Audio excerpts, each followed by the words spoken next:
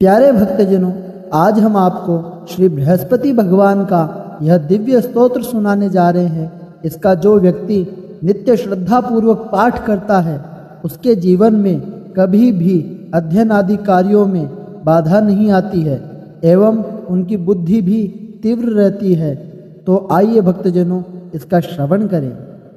Shri Brihaspati stotram. Chrome शक्रादिदेवैः परिपूजितोऽसि त्वं जीवभूतो जगतो हिताय। ददाति यो निर्मलशास्त्रबुद्धिं स वाक्पतिर्मे वितनोतु लक्ष्मीं। पीताम्बरः पीतवपुः किरीटश्वतुर्भुजो देवगृह प्रशान्तः।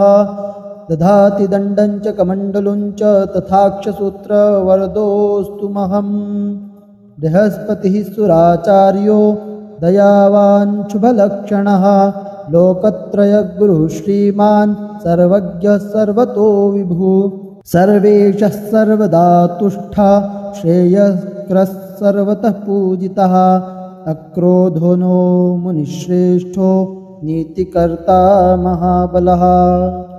विश्वात्मा विश्वकर्ता च विश्वयोनिरयो निजः।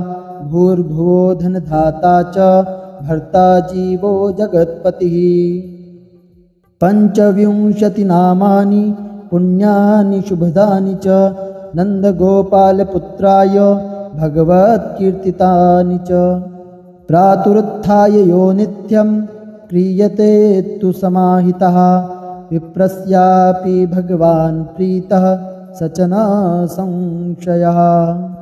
तन्त्रान्तरेऽपि नमः सुरेन्द्रवन्ध्याय देवार्चार्याय तात्मने नमः। नमस्त्वनन्त सामर्थ्य वेदसिद्धान्तपारगः। सदानन्द नमस्तेऽस्तु नमः पीडाहराय च। नमो वाचस्पतये तुभ्यं नमस्ते पीतवाससे। नमो द्वितीयरूपाय लम्बकूर्चाय ते नमः। नमः प्रहष्टनेत्राय विप्राणां पतये नमः। नमो भार्गवशिष्याय विपन्नहितकारक।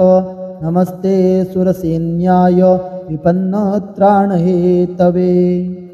विषमस्थस्तथा नृणां सर्वकष्टप्रणाशनं।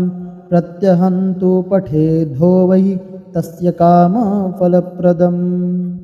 देवानां च ऋषीणां च गुरुं काञ्चनसन्निभं। बुद्धिभूतं त्रिलोकेशं तं नमामि बृहस्पतिम्। इति श्री बृहस्पतिस्तोत्रम्।